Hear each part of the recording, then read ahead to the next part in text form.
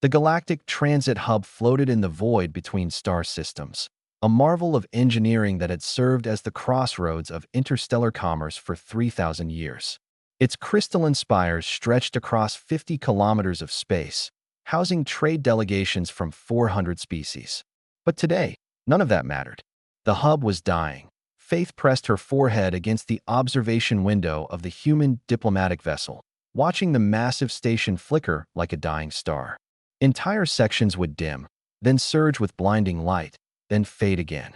She'd been a maintenance engineer on Earth's orbital platforms for 7 years, but she'd never seen anything like this. "They're evacuating the southern quadrant," Parker said from behind her, his voice tight with concern.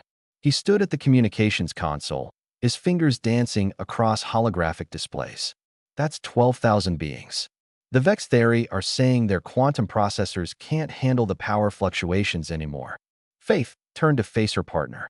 Parker had been assigned as her diplomatic liaison when she'd been hastily recruited for this mission, though neither of them understood why Earth had sent a junior engineer instead of their top scientists. The distress call from the Galactic Council had been cryptic. Human technical perspective requested. "Urgent. What's the status on their repair efforts?" Faith asked. Parker pulled up a data stream, his expression growing grimmer. "They've had teams working on this for 6 standard months. The collective has spent over 40 million credits bringing in specialists from across the galaxy. Quantum theorists, dimensional engineers, temporal mechanics experts, the best minds in known space." He paused. "Nothing's worked. The malfunctions are getting worse." A soft chime announced an incoming transmission. The angular face of Ambassador Thelnox materialized in the air before them, his chromatophores shifting through anxious purples and grays. The Zentarii diplomat had been their primary contact since they'd arrived in system 3 hours ago. "Engineer Faith, Liaison Parker," Thelnox said, his translator rendering his whistling language into flat standard. "The Council will see you now. Please understand, we are desperate. The hub's collapse would devastate galactic commerce. Trillions of lives depend on its function." 20 minutes later, Faith found herself in a crystalline chamber that seemed to exist in multiple dimensions at once. The Galactic Council's emergency committee sat in a semicircle before her. Thelnox, a methane-breathing Krell in an environment suit, a collective of hive-mind Drextar speaking in perfect unison, and others representing the major powers of the galaxy. The holographic display dominated the center of the room, showing the hub's systems in dizzying complexity. Faith felt her stomach drop. This wasn't like the straightforward fusion reactors and magnetic containment systems she was used to. This was technology that manipulated the fabric of space-time itself. "The primary power distribution network has developed cascading failures," the Drextar collective explained, their 17 voices perfectly synchronized. "We have replaced every component. We have recalibrated the quantum resonance fields. We have consulted the Ancients' archives. The system degrades further with each passing cycle." "May I ask a question?" Faith said, her voice small in the vast chamber. "Of course," Thelnox replied, his chromatophores flickering with something that might have been hope. "Has anyone actually looked at the physical connections?" Silence fell across the chamber. The Krell's translation device emitted a confused gurgle. The Drextar collective tilted their heads in perfect unison, creating an unsettling wave effect. "The physical connections," Thelnox repeated slowly. Faith felt heat rising in her cheeks. "The actual cables. Conduits. The parts where power physically moves from one place to another." The Drextar collective conferred with themselves in rapid clicks. "Our analysis has been focused on the quantum substrate, the dimensional harmonic resonances, the temporal flux. But has anyone checked if something's just loose?" Faith interrupted, then immediately regretted her boldness. "I'm sorry, I don't mean to. Show us." The Krell rumbled through its translator. Parker squeezed her shoulder encouragingly as they made their way to the hub's core systems. Faith had requested the most basic diagnostic tools available, which had apparently confused the assembled experts.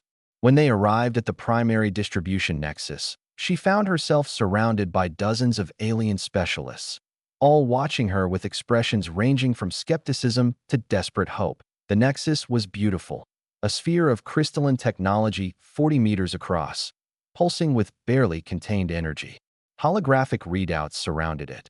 displaying information in languages Faith couldn't read and dimensions she couldn't perceive. "Can someone show me the maintenance logs?" she asked as Zentarii technician provided a data tablet. Faith scrolled through 3,000 years of records, her eyes widening. These all reference quantum recalibration, harmonic retuning, dimensional phase adjustments. She looked up. "Where are the physical inspections?" "Physical inspections are primitive," one of the Drextar voices said, though not unkindly. "We evolved past such methods millennia ago.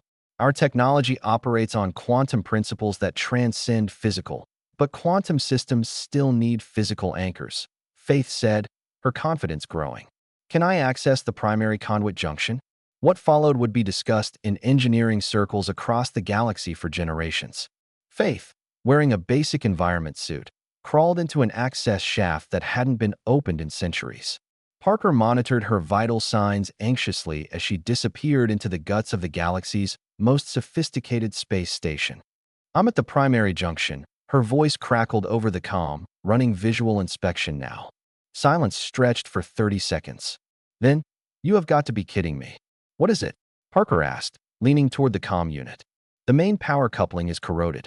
Not quantum degradation, not dimensional phase drift, actual, physical corrosion.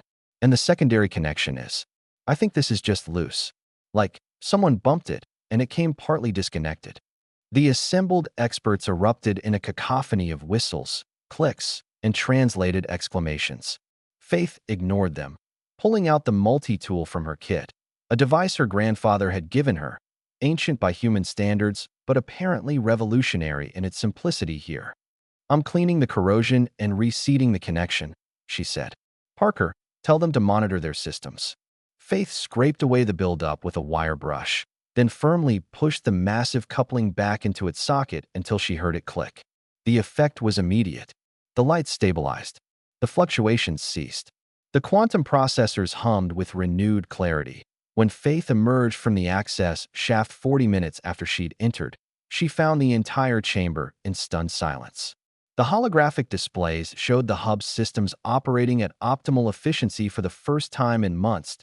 Thelnox's chromatophores cycled through colors Faith had never seen before. How did you know?" Faith shrugged, suddenly aware of how mundane her solution must seem. "On Earth, we have a saying. Have you tried turning it off and on again?" But really, it's about going back to basics. No matter how advanced the technology, it still has to connect to reality somehow. Physics doesn't care how sophisticated you are. The Krell approached, its massive form looming over her. "We spent millions of credits, employed hundreds of specialists, consulted technology that predates your species." It paused, and Faith could have sworn she heard amusement in its rumbling voice. "And a human fixed it with a wire brush and elbow grease in under an hour." Parker grinned. "That's humanity for you. We might not have quantum processors or dimensional engineering, but we're really, really good at hitting things until they work again." As the council arranged payment, an amount that would fund Earth's space program for a decade, and extended an invitation for human engineers to consult on other impossible problems across the galaxy, Faith looked out at the now stable hub. Thousands of ships were already resuming their docking procedures, commerce flowing once more through the arteries of galactic civilization. She thought about all those brilliant alien minds, so focused on the complex and sophisticated that they'd forgotten the simple truth. Sometimes, the universe's problems didn't require quantum mechanics to solve. Sometimes, you just needed someone willing to get their hands dirty and check the connections. Faith smiled. Humanity might be the newcomers to the galactic stage, but they were about to teach the old powers a valuable lesson. Never underestimate the power of basic troubleshooting.